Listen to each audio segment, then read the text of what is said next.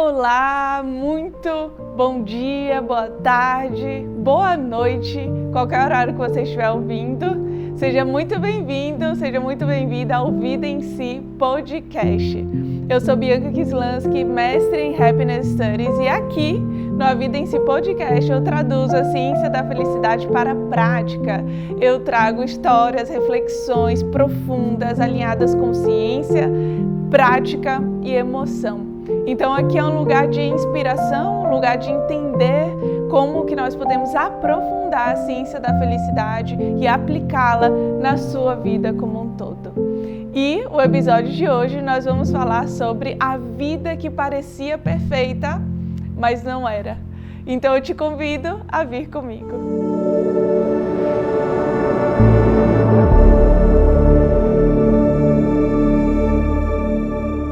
Antes de mais nada, eu gostaria de te perguntar, como é que você chega aqui hoje? Como é que você chega no A Vida em Si Podcast? Qual é o seu check-in? Tem algo que eu sempre faço com os nossos clientes, com todas as empresas que nós atendemos, com os meus clientes individuais, que nós desenvolvemos a ciência da felicidade na prática através da mentoria individual. E eu sempre pergunto, como é que você chega aqui hoje? Então eu gostaria de te perguntar, como é que você chega ouvindo, qualquer horário que você estiver nos ouvindo aqui no A Vida em Si Podcast, como é que você chega? Qual palavra que traz um pouquinho que representa a sua emoção aqui? Você chega alegre, você chega entusiasmado, você chega cansada, você chega cansado? Como é que você começa a ouvir esse nosso episódio, o nosso primeiro episódio do A Vida em Si Podcast? Então me conta aí, qualquer plataforma que você esteja nos ouvindo, conta e escreve aí para a gente entender um pouquinho como é que você chega. E todos os episódios eu vou sempre começar com uma pergunta, com algumas perguntas provocativas, porque para entender sobre felicidade na prática, nós precisamos entender sobre o pensamento crítico, nós precisamos entender sobre questionamentos, questionar a nossa vida, questionar as nossas escolhas, questionar a nossa forma de viver, para entender se está realmente alinhada com o que nós desejamos de fato. E se o que nós desejamos é de fato algo que impacta na nossa felicidade enquanto estado construído. Então, hoje, nós vamos conversar um pouco sobre a vida que parecia perfeita, mas não era. Eu vou abrir meu coração para vocês, contar um pouquinho aqui da minha história, como é que foi desde o início, como é que foi que eu me conectei com esse tema, mas mais ainda, de forma mais profunda, como é que foi o meu processo de olhar para dentro, porque entender sobre ciência da felicidade é de dentro para fora. É um caminho muito interessante, é um caminho muito bonito, eu sou apaixonada por isso e eu gostaria de te convidar a caminharmos juntos aqui hoje. Então vamos lá, eu separei aqui algumas perguntinhas para estarmos juntos.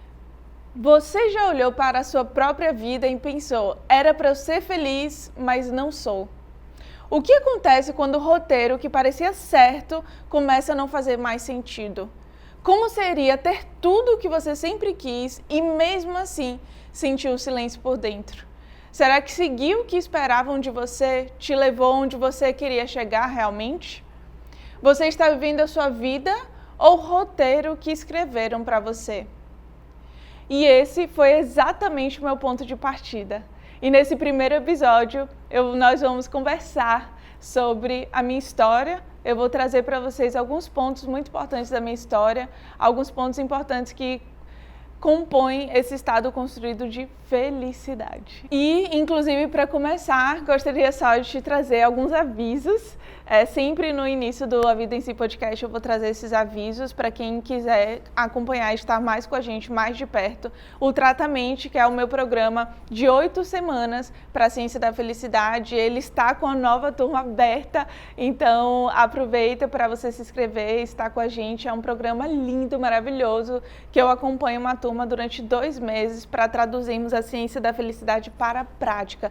Todas as informações estão nas nossas redes e que você pode buscar e fazer parte do nosso grupo de alunos. Vai ser um prazer maravilhoso ter você no nosso grupo de alunos. E eu tenho algumas vagas também abertas pouquíssimas vagas por causa do meu tempo da agenda, mas eu fiz questão de abrir essas vagas porque é uma forma de eu ter de estar mais perto ainda de vocês, são algumas vagas para mentorias individuais. Então, elas dependem muito da disponibilidade de agenda e agora eu estou com essas vagas abertas. Então, também, se você tiver interesse de fazer esse acompanhamento para a gente desenvolver e começar a desenhar a sua vida de forma mais personalizada, com base na ciência da felicidade, vai ser um prazer poder servir. Então, vamos lá, sem mais delongas, vamos conversar um pouquinho e aqui, como eu falei, eu vou abrir o meu coração para vocês de forma ainda mais profunda. E eu gostaria muito que você pudesse ouvir da melhor forma possível, em um lugar com maior tranquilidade, que você tenha um momento de atenção plena e que você possa se identificar de alguma forma, entender um pouco mais de como isso aplica na sua história.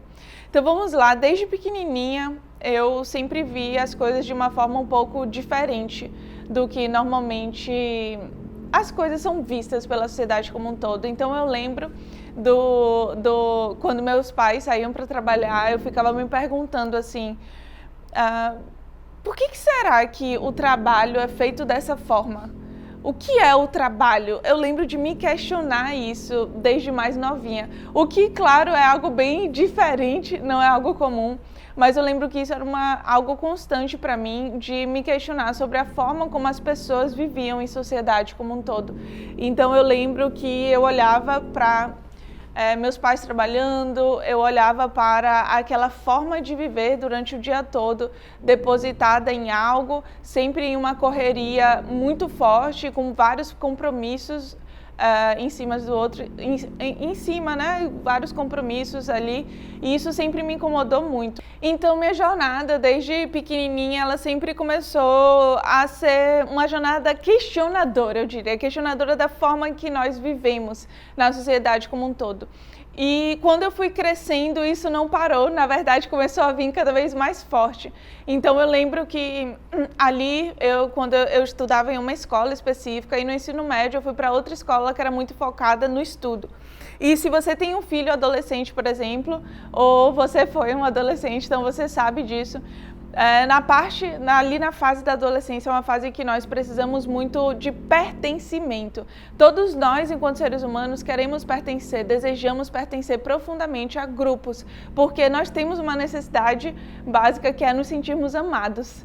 E o pertencimento a grupos, essa identidade em comum, coletiva, ela nos traz a ideia de que nós somos amados. Nós somos valorizados, nós somos reconhecidos. Isso tudo ele é abarcado em um grupo. Então, enquanto adolescente, você está ali num questionamento enorme da sua identidade, num questionamento enorme de quem você o que você deseja fazer, e você se vê ali precisando fazer escolhas na sua vida como um todo. Então, é um momento muito importante e também muito desafiador.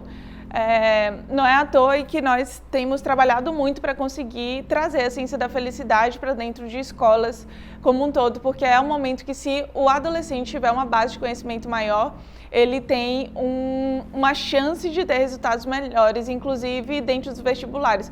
Olha que interessante, eu estava dando uma aula na pós-graduação, em uma pós-graduação de propositologia, feita pelo Kiko, que é meu marido, também o meu sócio, e eu estava fazendo essa aula, era uma aula sobre bem-estar, realização pessoal, bem-estar integral, felicidade e realização pessoal, esse era o nome da matéria que eu estava ministrando na pós. E eu estava trazendo, tem uma parte que nós alinhamos qual é a relação de propósito e escola segundo a ciência da felicidade. E é muito interessante porque os alunos, as crianças, os jovens que têm um processo de desenvolvimento e autoconhecimento maior, um processo de entender, inclusive, o propósito da escola, entender o porquê que eles estão estudando, eles têm mais chance, maior probabilidade de estarem mais presentes durante as aulas, de estudarem mais, de terem notas melhores, de ter um desempenho acadêmico melhor.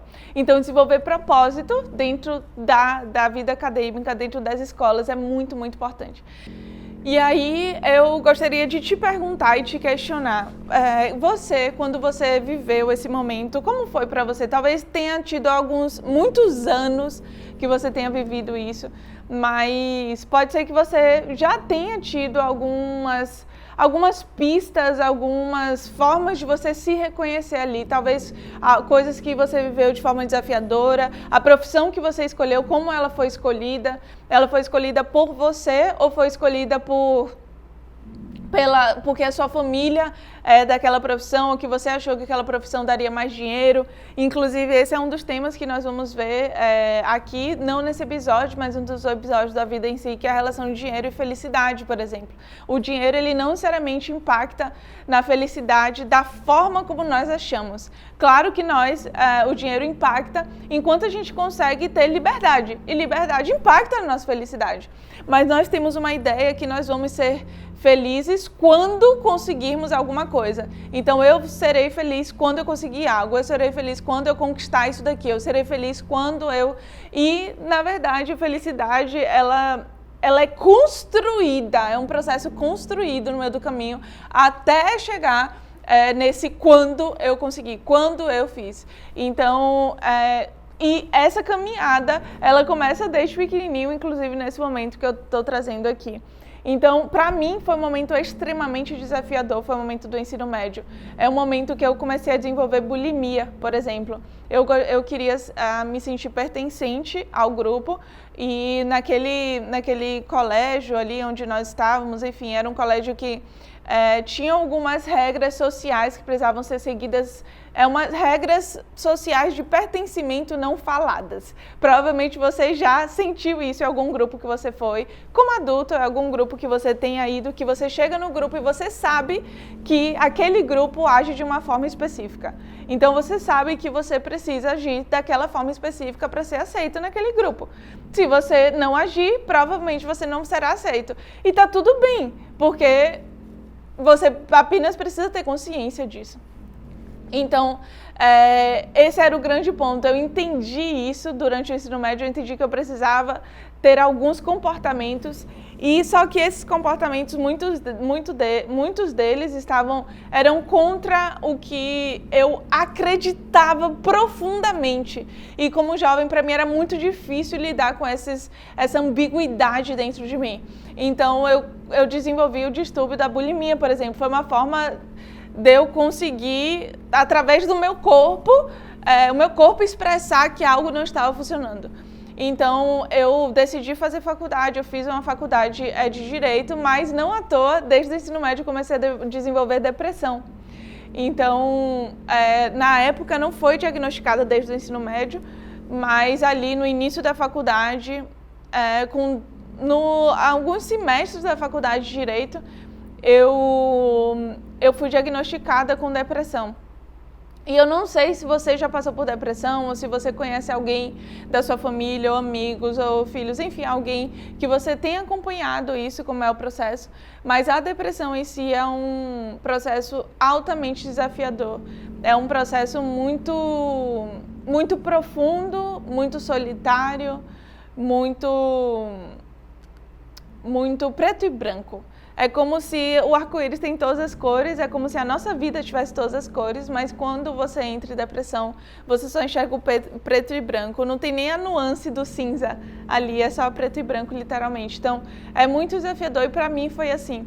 E a minha depressão, ela veio de um lugar de vazio existencial, um lugar em que eu me perguntava o que eu estava fazendo ali, porque de alguma forma o que eu via, o que era dito na teoria não era praticado na minha profissão. Então, eu percebia que isso não estava de acordo com meus valores. Então, comecei a me questionar muito qual era o que eu queria fazer ali, quais eram os meus valores, qual era a forma que eu de verdade enxergava a vida, porque o que eu via, que a forma que as pessoas viviam, que é todo aquele padrão, aquele roteiro de vida que nós todos já sabemos qual é esse roteiro, que é você nasce e aí você vai para a escola, aí você passa a escola inteira tentando tirar boas notas. E aí, quando você chega no ensino médio, o que é previsto? Para você estudar, para passar no vestibular, para tirar boas notas. Aí você passa no vestibular, aí você começa uma faculdade. Aí na faculdade, esse é o roteiro social, certo? É um roteiro que todos nós sabemos de forma inconsciente que devemos seguir, porque é a forma como a sociedade tem funcionado, a nossa sociedade aqui no Brasil, nossa sociedade ocidental. Então ali na faculdade, você começa a faculdade, você começa a estagiar, Então você começa já a ir para o trabalho, para quem, claro, tem a oportunidade de trabalhar apenas durante a faculdade. Tem pessoas que precisam trabalhar um pouco antes. E aí você começa a trabalhar na faculdade, depois você trabalha na faculdade, às vezes ali você conhece alguém que você se apaixona, que você começa a ter um relacionamento mais profundo, termina a faculdade, você vai para o mercado de trabalho, aí você casa. Quando você casa, qual é a primeira pergunta normalmente que te fazem? Quando é que vem o primeiro filho? Eu não sei se isso já passou com vocês, mas comigo eu estou exatamente nesse momento. Essa pergunta de quando é que vai vir o filho de vocês, quando é que vai vir, ela acontece assim constantemente. E esse é o roteiro social. Aí quando você tem um primeiro filho, qual é a próxima pergunta?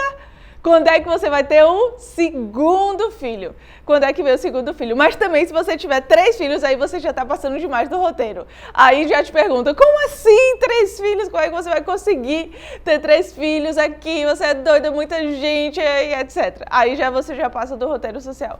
E aí depois você tem os filhos, aí você trabalha, cria seus filhos e tudo mais, chega no final da vida, você se aposenta, e aí você vai curtir ali um pouco a vida, ver uma outra forma de viver e etc.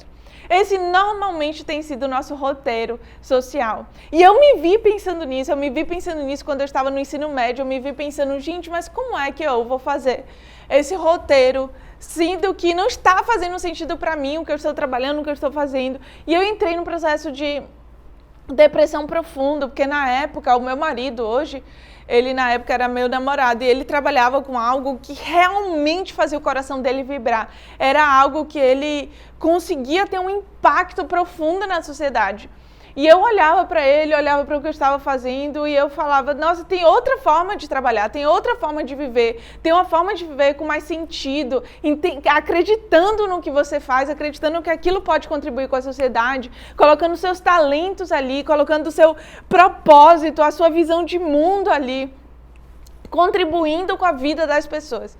Então esse foi o meu grande ponto. E eu vivi a depressão durante metade para frente da minha faculdade inteira. A segunda metade da minha faculdade inteira eu vivi esse processo de depressão. Eu me formei, fiz a prova de capacitação, né, do direito, a OAB, entreguei para os meus pais e falei assim, olha, aqui está, sua filha tem um diploma, tudo certinho, agora eu vou entender de fato, de verdade, o que eu vou fazer na minha vida como um todo. O que eu profundamente acredito e eu quero fazer, porque se tem uma coisa que eu não admito, para mim, é não ser feliz. Existe algo que, quando eu olho para a minha trajetória inteira, eu sempre tive comigo, mesmo que eu não tivesse clara essa frase que eu vou falar agora, mas eu sempre tive muito forte comigo, que é, eu mereço ser feliz, eu não vou desistir de buscar a minha felicidade genuína, felicidade profunda. Não são os prazeres baratos que a sociedade fala para nós termos. É uma felicidade profunda e genuína, felicidade autêntica, felicidade que vem da minha alma, do meu coração, do que eu acredito nisso. Eu sempre tive isso comigo desde pequena. E para mim, nesse processo inteiro, eu sempre busquei as pequenas grandes coisas de alguma forma diferente.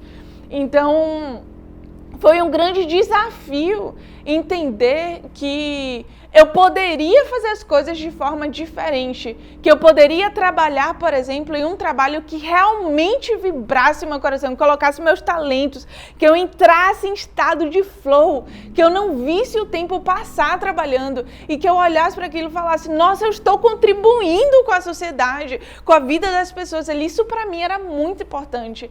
E também muito importante a liberdade. A liberdade eu descobri no meio do caminho que era um valor para mim. E valores, eles são inegociáveis, eles precisam ser inegociáveis. Porque se você negocia um valor seu, em algum momento da sua vida essa conta chega. Em algum momento da nossa vida, se a gente começa a negociar o inegociável, a nossa conta vai chegar. E o que é a conta chegar? O nosso corpo começa a falar, então você começa a sentir dores físicas, a nossa mente começa a falar, então você começa a sentir exaustão mental, exaustão física.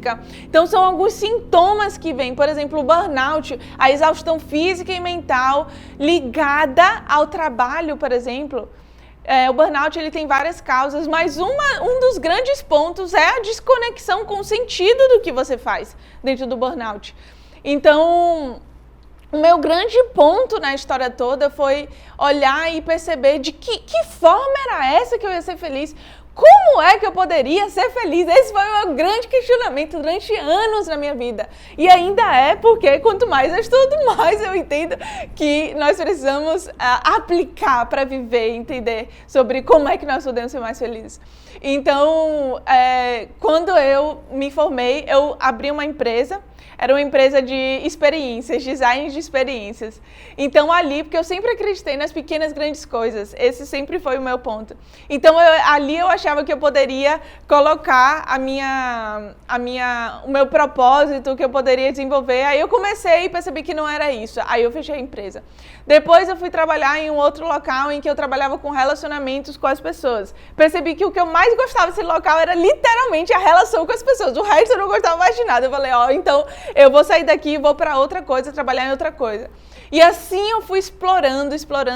Até que eu trabalhei em uma empresa em que eu cheguei a ter 80 pessoas comigo, trabalhando ao meu redor, trabalhando comigo ali. E que eu tinha a possibilidade de facilitar treinamentos para essas pessoas.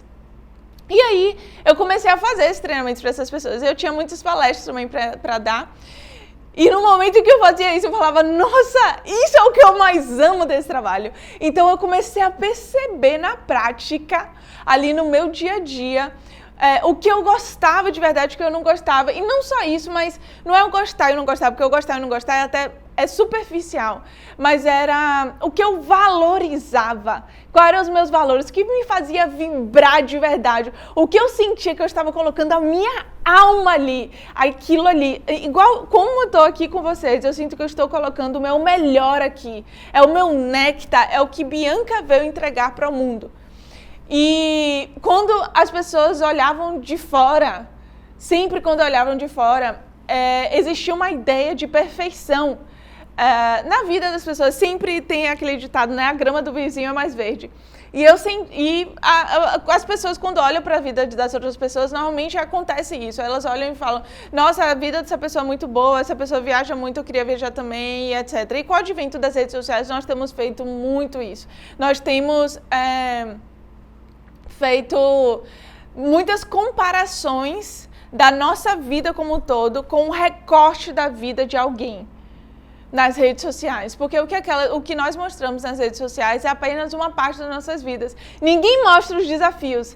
Por mais que nós saibamos disso, mas o nosso cérebro, quando vai ali para as redes sociais, ele não entende isso. O que ele faz eu fico me comparando naturalmente com aquelas pessoas que estão ali.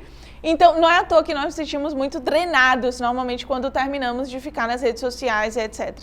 Então, o meu processo, quando eu vivi nessa empresa especificamente, eu entendi muitas coisas, mas existia uma porta que eu precisava fechar ainda. O meu pai, ele sempre foi empresário, começou do zero, tinha algumas empresas, tinha outras, enfim, foi fazendo todos os processos. Era uma história muito bonita. Quem sabe um dia eu não trago ele aqui para a gente trocar e conversar sobre a história dele. É uma história muito inspiradora, muito mesmo. Saiu do interior de Minas Gerais para criar algo do zero, algo que ele acreditava, algo que serve como instrumento de evolução das pessoas. Esse é o propósito da empresa dele. E naquele momento ali, eu ainda tinha uma missão que era... Eu gostaria de testar esse trabalho especificamente, para entender o meu propósito ali ainda. Eu tinha essa porta aberta na minha vida. E eu fui trabalhar com ele, e no momento em que eu comecei a trabalhar, alguns meses depois, eu voltei a ter sintomas de depressão.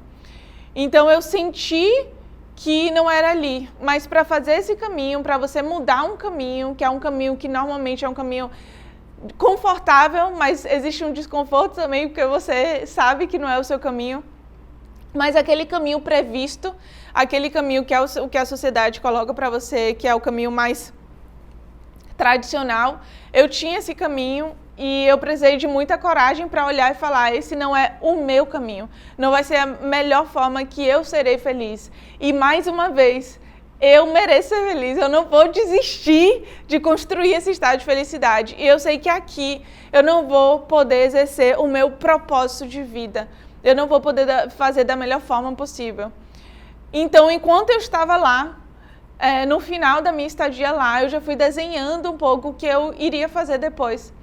E depois disso, eu fiquei um bom tempo trabalhando com treinamentos, etc., mas muito mais no lugar de ouvinte. Eu tive o privilégio, claro, de poder ficar esse tempo trabalhando muito mais como voluntária para aprender sobre como fazer isso.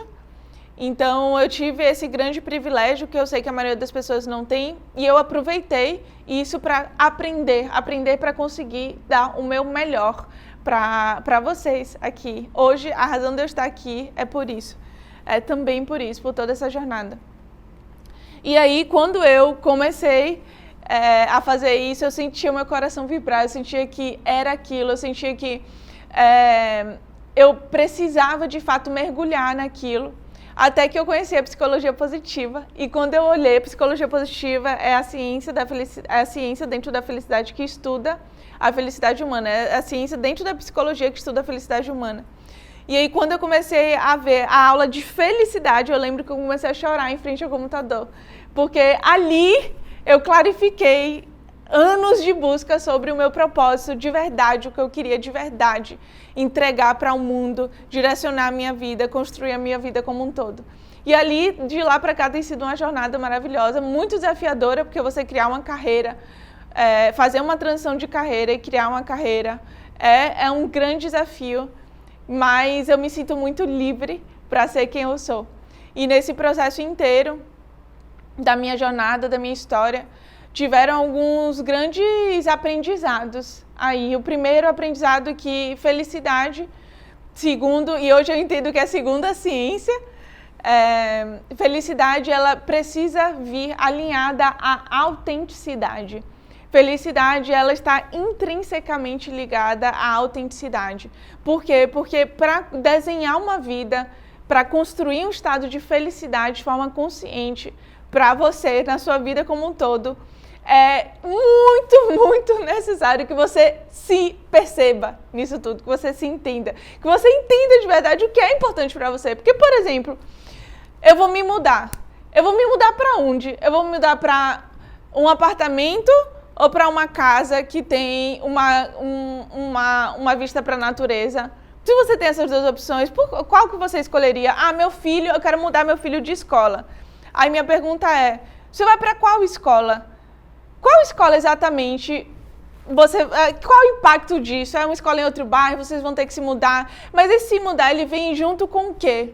Ah, eu gostaria de trocar de carro. E para trocar de carro, eu vou desembolsar um dinheiro que eu não vou conseguir viajar. Aí a minha pergunta é, o que é de verdade importante para você? Porque possa ser que a experiência da viagem seja muito importante para você, que contribua com o estado construído de felicidade muito mais do que o trocar de carro, porque precisa ter o carro específico e XYZ. Então, o meu grande ponto nesse primeiro aprendizado é o quanto que a sua vida tem sido autêntica.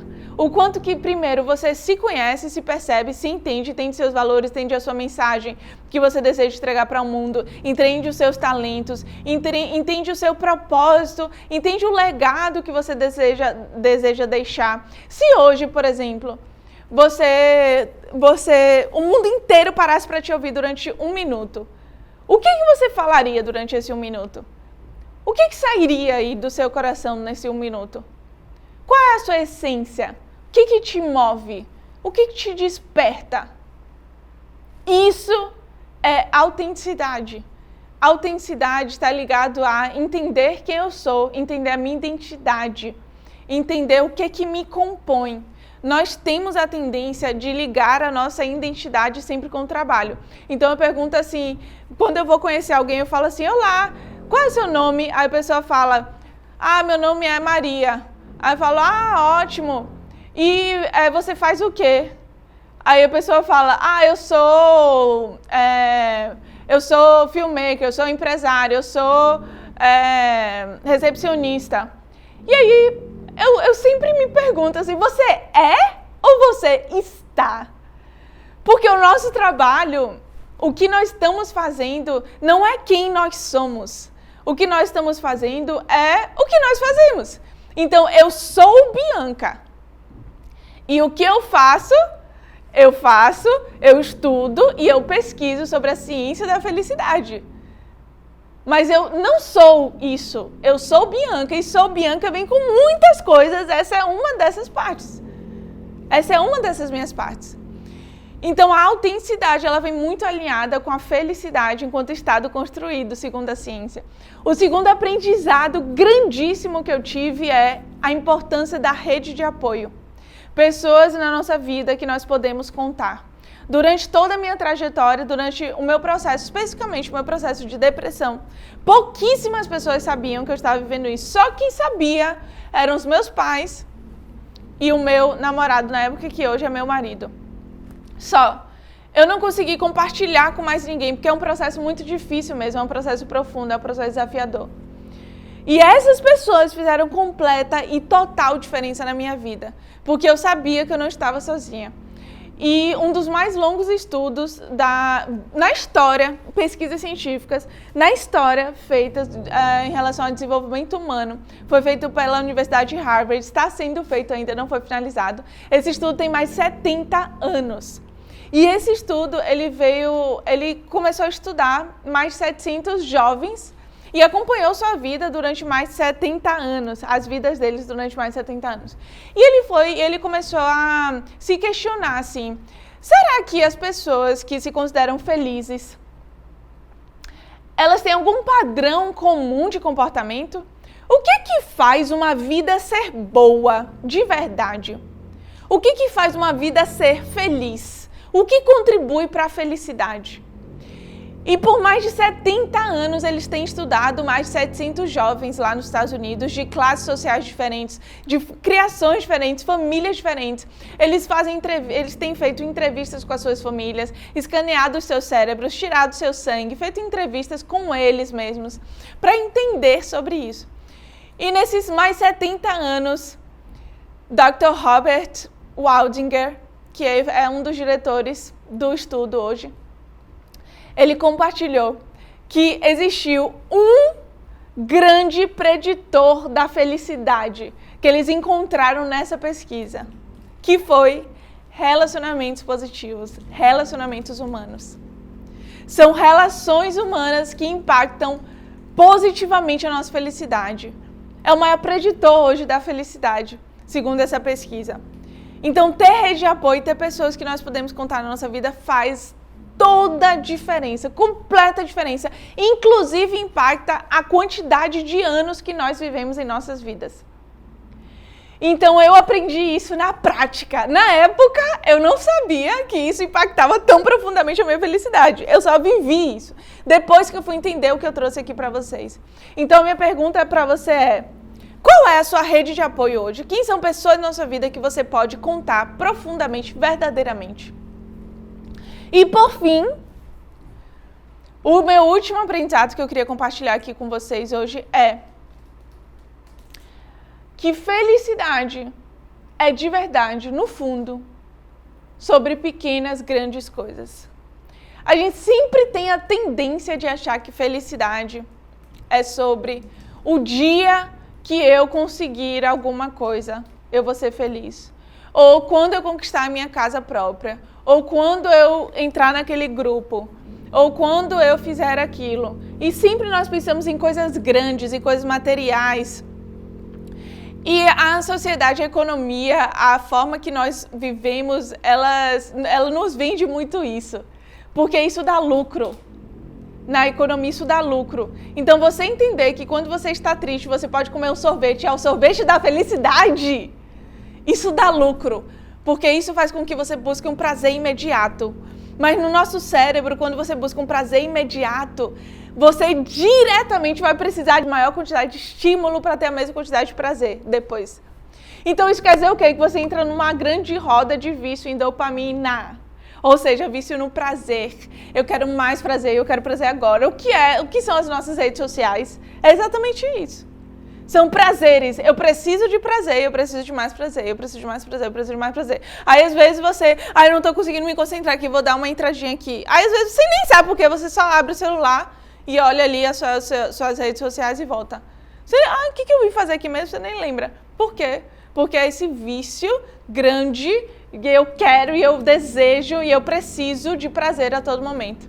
E essa é uma grande armadilha, porque aí nós acreditamos que a nossa felicidade, a nossa vida como um todo é feita de prazeres, mas não. Os prazeres, eles compõem uma pequena parte do nosso estado construído de felicidade. Mas tem muito mais coisas que compõem essa felicidade humana. E para mim, no fundo, estudando hoje, pesquisando, cada vez mais, aplicando em todos esses anos, eu vejo que felicidade, no fundo, é sobre pequenas, grandes coisas. É aquele momento que você acorda de manhã e o seu filho vem dar um bom dia e você olha no fundo dos olhos dele e sente o amor. É aquele momento que você vai na padaria, naquele domingo, comprar o pãozinho da manhã e sai aquele cheirinho da padaria com café que acabou de ser passado. É aquele momento em que você senta na sexta-feira à noite com a sua família, com as pessoas que você ama e tem um momento de troca, de tempo de qualidade com aquelas pessoas ali, depois de uma semana de cansaço. É o momento que você está trabalhando há algum tempo em uma entrega que para você é muito importante, você colocou ali seus talentos e você percebe que você finalizou. É o momento em que você vê um pôr do sol na janela, refletindo ali sobre o seu dia a dia muito rápido, que passa muito rápido, e aí você vê ali o pôr do sol na janela e você vê aquela fresta entrando assim, você olha e fala, nossa, como é bonito, que sublime isso aqui é arte. Isso é uma pequena grande coisa, é aquele abraço que você dá em alguém que você ama, porque aquela pessoa, você percebe que ela não está bem.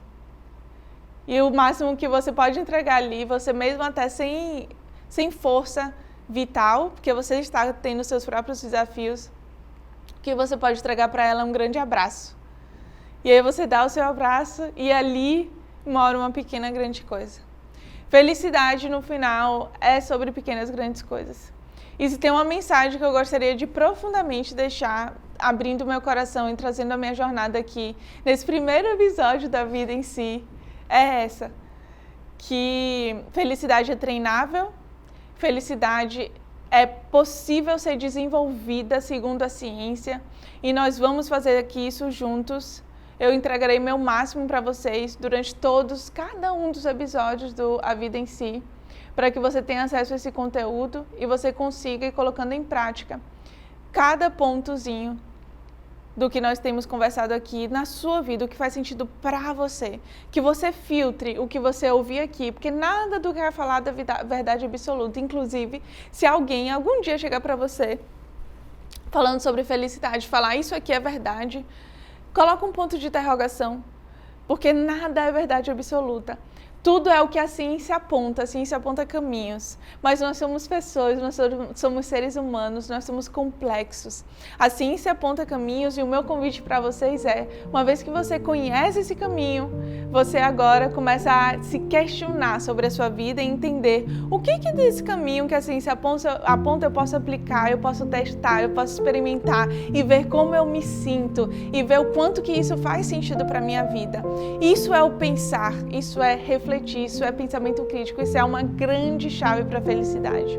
Então eu gostaria muito de trazer que felicidade é sim treinável, felicidade pode ser desenvolvida e felicidade é sobre pequenas grandes coisas. E aqui, com muita alegria, eu finalizo o nosso primeiro episódio do A Vida em Si podcast. Eu espero de verdade que você tenha tido uma conversa honesta sobre felicidade.